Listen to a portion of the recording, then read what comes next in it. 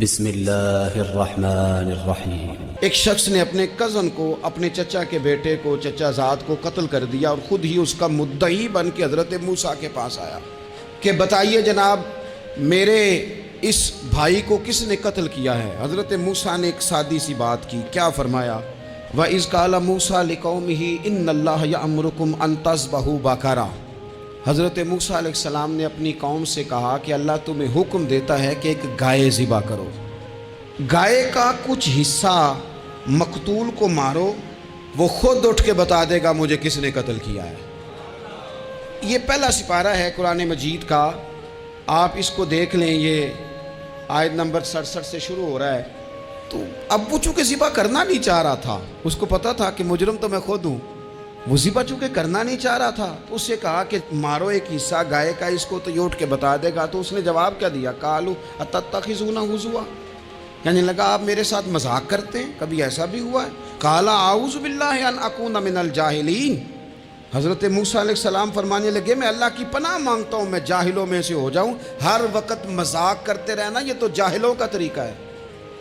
کن کا ہے؟ حضرت موسیٰ نے کہا ہے، قرآن پاک ہے، ہر وقت مذاق کرتے رہنا۔ خوش طبعی اور چیز ہے، مسکراتے رہنا، لیکن کسی کا مذاق ہر وقت اڑاتے رہنا کن کا طریقہ ہے؟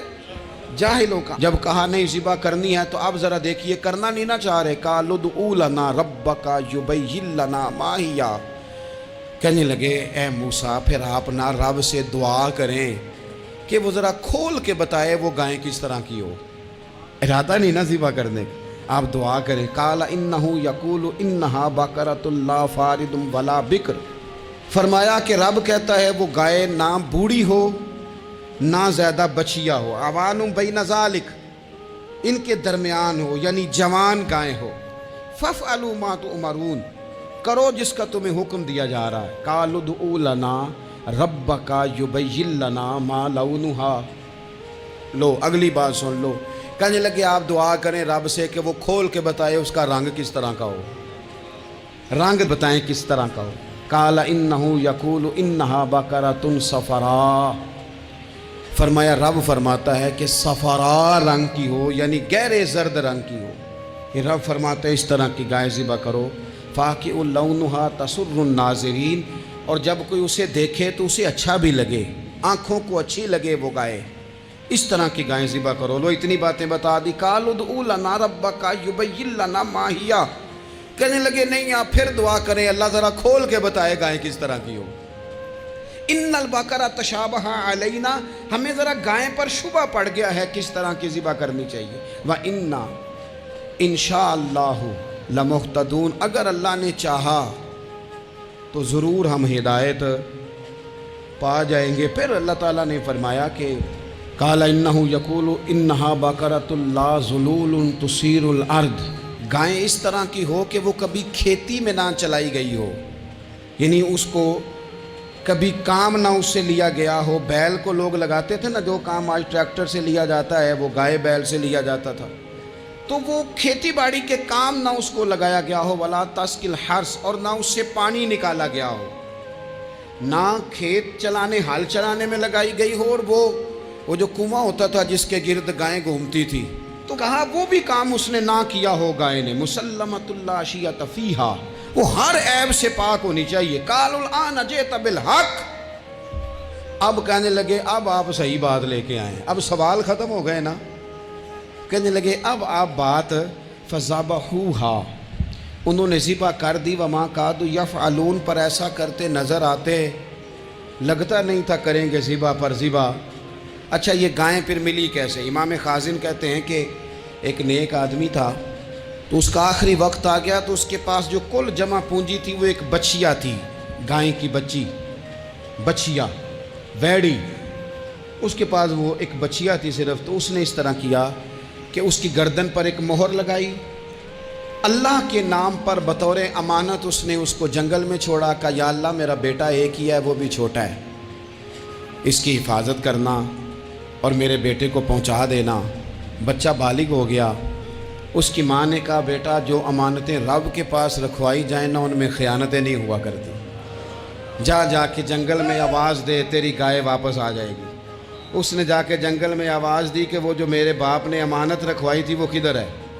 وہ نشان لگی ہوئی گائیں دوڑتی ہوئی اس کے پاس آئی۔ واللہ خیر الرازقین، جب رب بندوبست کرے، جب اللہ بندوبست کرے تو پھر معاملہ اور ہوتا ہے۔ وہ گائے آ گئی۔ اب اس نے کیا کیا اس نوجوان نے کہ وہ گائے گھر لایا، ماں سے آ کے کہا کہ اماں یہ تو اللہ نے فضل کر دیا۔ ماں کہنے لگی پتر حالات ہمارے خراب ہیں، منڈی میں لے جا اسے بیچ دے، لیکن سودا میری مرضی کے بغیر طے نہ کرنا۔ کس کی مرضی کے بغیر؟ کس کی؟ اماں کی مرضی۔ اور سنو یار، تھے کچھ لوگ جن کو لوگوں نے تانے بھی دیے کہ تم ماں کے پیچھے لگ گیا ہے، لوگوں نے بڑا کچھ کہا، پر جو ماں کی مرضی پہ لگے ناکام نہیں ہوتے زندگی میں۔ یہ دیکھو ماں کی مرضی پہ لگا۔ اس کی قیمت کتنی تھی گائے کی؟ بڑی مہنگی تھی، پر 3 دینار کی تھی۔ منڈی میں لے گیا، 3 دینار اس کی قیمت لگ گئی۔ تو ماں نے کہا تھا میری مرضی کے بغیر سودا نہ کرنا۔ اب بچے تو نہیں نا مانتے، اماں کو کیا پتا باہر بزنس کیا ہے، لین دین کیا ہے، پر ماں نے کہا تھا میری مرضی۔ بندہ دے رہا ہے اسے 3 دینار، اس نے کہا جی میں نے طے تب کرنا ہے، ڈن تب کرنا ہے، پہلے اماں سے پوچھنا ہے۔ گھر جا کے اماں سے پوچھا، اماں کہنے لگی دے دے۔ واپس آیا تو اس نے کہا کہ میں 6 دینار دیتا ہوں پر میری شرط ہے، ماں سے نہیں پوچھنا۔ اس نے کہا تو 12 بھی دے، ڈن تب بھی ہونا ہے جب اماں نے کہنا ہے۔ وہ جب اس طرح کی اس نے گفتگو کی، واپس اپنی والدہ کے پاس گئے، کہنے لگے اماں سمجھ نہیں آتی، 3 دینار کی گائیں بندہ 12 میں خریدنے کو تیار ہے، شرط لگاتا ہے کہ اماں سے نہیں پوچھنا۔ تو والدہ کہنے لگی پتر پہلے اس سے جا کے پوچھ کیا وہ ہے کون؟ یہ کوئی روحانی معاملہ ہے، کوئی غیبی مدد ہے، پوچھ۔ اس سے جا کے پوچھا تو وہ کہنے لگا میں تو فرشتہ ہوں اللہ کا، تو نے گائیں بیچنی نہیں، اس لیے کہ تیرا باپ بھی نیک ہے، تیری ماں بھی نیک ہے، رب تیرے رزق میں برکت پیدا فرمانا چاہتا ہے۔ ماں باپ نیک ہونا رزق میں برکت ہو جاتی ہے۔ ماں باپ نیک ہو، ان کی صالحیت کا اثر پہنچتا ہے بچوں تک۔ رزق حلال کما کے لانے والے ہوں تو گھر میں برکت ہوتی ہے۔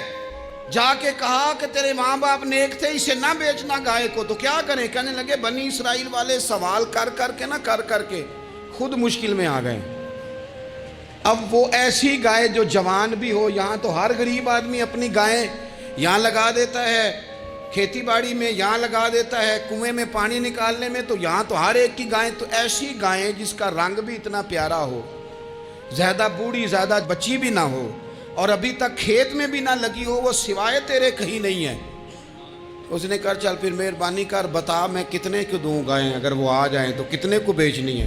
اسے کہنا کوئی نہیں، ریٹ تو زیادہ کرنا ہی نہیں، ان سے کہنا گائے کے اندر سے گوشت نکال دیں اور جتنا گوشت ہے اتنے پیسے بھر دیں، اس کی کھلڑی بھر دیں۔ اب وہ بنی اسرائیل والے ڈھونڈتے پہنچ گئے، کہا جناب گائیں 3 دینار کی یا 6 لے لو۔ اس نے کہا نہ بھائی، ذبح کروں گا، گوشت نکالوں گا، جتنا وزن گوشت کا اتنے پیسے بھرو گے کھال میں تو پھر گائے تمہیں ملے گی۔ اب مجبور تھے، کیا کرتے؟ ابن کثیر حدیث لائے ہیں، امام سیوطی نے در منصور میں بھی لکھی ہے، نبی پاک صلی اللہ علیہ وسلم نے فرمایا سنو جوانوں، اور اسے دل کی تختی پہ لکھو، نبی پاک علیہ السلام نے فرمایا اگر بنی اسرائیل والے زیادہ سوال نہ کرتے تو اتنی مشکل کا شکار نہ ہوتے۔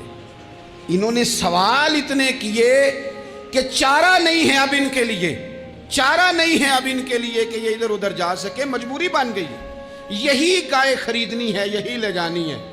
اب اتنا سارا مال جمع کر کے وہ گائے خریدی، ذبح کی، تو مقتول کو جب اس کا ایک حصہ مارا تو اس نے اٹھ کے کہہ دیا یہ جو مدعی بنا ہوا ہے نا، یہی تو میرا قاتل ہے، یہی تو میرا قاتل ہے، یہی تو ہے، اس نے یہ سارا کام کیا۔